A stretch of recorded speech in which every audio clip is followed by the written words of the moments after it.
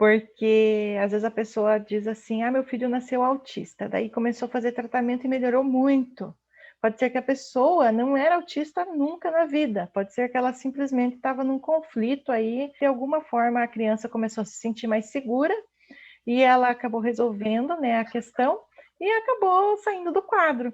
Olhavam como um autismo e não era autismo. Então, o autismo, dentro da nova medicina germânica, a gente tem como, entre assim, reverter. Na verdade, assim, pode ser que seja um falso autismo, entendeu? Porque também tem a questão autista, assim, que a pessoa já nasce, né, com algumas alterações estruturais cerebrais e em estrutura, às vezes não. Eu não digo que não tem como mexer, porque você sabe que eu acredito em tudo na vida, que tudo é possível. Mas, assim, eu tenho que, tipo, ficar com o pé no chão, senão eu vou dizer assim que eu sou muito louca da cabeça. Então, eu prefiro falar que pode ser que não dê para reverter, né? Só para ficar, assim, mais bonitinho. Porque é bem como você falou, existem casos assim que a gente vê principalmente nas crianças, né? Que daí de repente aí a mãe chega assim, ah, não, mas é que ele tem um laudo de autismo. Daí a gente olha e fala assim, ele não era a criança mais sociável do mundo, mas não chegava ao ponto, né, digamos, extremo. Uhum, E daí, de repente, lá no final do ano, a criança tá normal de novo, e daí a gente fala assim, ué, não era autismo? uhum. Até a gente fica perdido. Então, mas aí agora você já sabe, né? Era uma constelação esquizofrênica aí, né, devido a essa necessidade enorme de proteção. Porque o que, que o autista faz? Ele entra dentro de uma concha. E se você fala com ele, ele tem ataques de agressividade, ele vai agredir você. Por quê? Porque ele está numa autodefesa. Só que agora, pasmem, todos nós somos autistas. Eu gosto muito disso, sabia? Porque sabe aquele dia que você pega teu celular e fica num canto mexendo, e aí vem alguém e fala com você e você se irrita com essa pessoa? Ou sabe aquele dia que você chega em casa, que você vai pro teu quarto, fecha a porta, apaga a luz e deita na cama e não quer falar com ninguém? Nesse dia você pode estar numa constelação esquizofrênica autista, que é aquela constelação rápida que os dois focos estão na crise epileptoide. Ou seja, teve alguma agressão na tua vida, você fez a fase ativa, pulou direto para a fase de cura, e na fase de cura fez a PCLA e chegou na crise epileptoide, parou ali, fez a constelação, dormiu domingo a tarde inteira e segunda está tudo normal de novo. Então a gente entra em constelação o tempo inteiro. E a gente faz constelações autistas. E nada melhor do que nós darmos esse tempo para o nosso corpo. Pode falar, Anne. Sabe do que eu lembrei? Do pós-parto. Porque daí fala assim, isso é depressão pós-parto. E na verdade é um período em que, né, a maioria das mães quer o quê? Quer se fechar para cuidar da sua cria, né? Quer cuidar da sua família. E é bem exatamente do jeito que você descreveu. A gente se isola. Ah, não quero visitar, deixa que a gente É, cuida do nenê. e E daí daí tem depois os. passa. Depois Não, passa. sim, eu não sei se vocês lembram da primeira aula quando a gente falou dos tecidos do mesencéfalo, né, do trabalho de parto, de toda a sequência, né, que nos primeiros 3 meses a pessoa está em fase ativa, daí dos 3 aos 9 meses a pessoa fica, isso com relação ao útero, né, aí dos 3 aos 9 meses a pessoa está na fase de cura, e quando ela ganha o filho, ela faz a crise epileptoide, e porque sem a crise epileptoide não tem como entrar em trabalho de parto. E ela realmente entrou numa constelação esquizofrênica autista. E ela fica ali 6 meses, 9 meses, um ano, de repente, né? Ela fica nessa constelação, muito bem observado. E aí você vai olhar para pessoas assim, tipo eu, que sabe disso e que antes não sabia, e que se sentia muito mal quando tinha aquele dia que não queria falar com ninguém e se condenava até o último por causa disso, que aí eu sou um caso disso, eu entro em constelação esquizofrênica autista direto, então por isso que eu falo assim com o conhecimento de causa. E eu respeito, né, minhas constelações, e tanto é que na minha casa não tem campainha.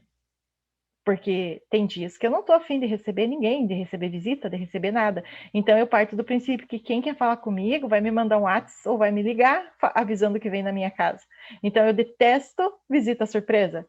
E eu não tenho vergonha nenhuma de dizer isso. E eu vi que a Pan tá dando risada, que eu desconfio que ela deve sentir a mesma coisa, né? Porque, gente, a gente tem o direito à nossa privacidade e à nossa proteção. E a gente tem o direito de ficar, às vezes, um dia inteiro sem falar com ninguém. Entenderam? E se permitam e agradeçam, porque graças a essa constelação, vocês estão salvando a vida de vocês. Você me tirou um caminhão das costas. Porque Sério? tem dias que eu falo assim, ui, não quero nem ver celular, ui, não quero nem papo com ninguém. E Eu é tava isso assim, daí. não quero nem papo com ninguém. Uhum. Então, né? É isso daí. Só que daí existe uma coisa chamada que a gente tem a vida real, né? Que a gente precisa, por exemplo, você tem que ir para o teu trabalho, às vezes você tá meio assim, mas só o fato de você entender o que está acontecendo com você fica muito mais fácil. Eu vou ensinar para vocês até o que eu falo comigo, sabe? Porque a gente tem que ser muito amoroso com a gente mesmo. A gente não pode ficar se cobrando tanto. E quando eu estou assim, eu preciso numa reunião, preciso fazer qualquer coisa que não tem como fugir, eu converso com a minha constelação, sabe? E eu falo assim para ela, olha, então, estou entendendo aí que você está querendo ficar quieta no teu canto, que você quer ficar hoje quietinha, não quer falar com ninguém, mas tem esse compromisso. Te prometo que você vai no compromisso, mas quando voltar, você vai se fechar no teu quarto, e você vai escutar tuas músicas, vai fazer o que você quiser. Gente, eu combino com o meu cérebro, sabe? E dá super certo. Agora, se eu não souber o que está acontecendo comigo e for numa reunião, às vezes é uma reunião importante, alguma coisa assim, que eu trabalho muito com essa questão aí das franquias, né, com os empresários e tudo. Se eu não me cuidar, eu chego lá e eu posso até brigar com alguém, entenderam? Porque eu estou irritada. E lembro do autista como é que ele é. Se alguém ameaçar ele, né, nessa hora, ele pode se tornar violento. A mãe, eu sei que lá na escola que você trabalhava tinha um piá, né, mãe? Conte um pouco do menino lá que era autista. Agora nós não temos só um, temos três. Por causa da Tinha um inclusão. muito agressivo, né? Ele agredia todo mundo, ele agredia a mãe, né? Agredia a irmã, tudo que fosse contra ele, se não queria fazer, ele agredia. A mãe ele pegava pelos cabelos e jogava assim com toda força no chão. Era uma coisa, sabe?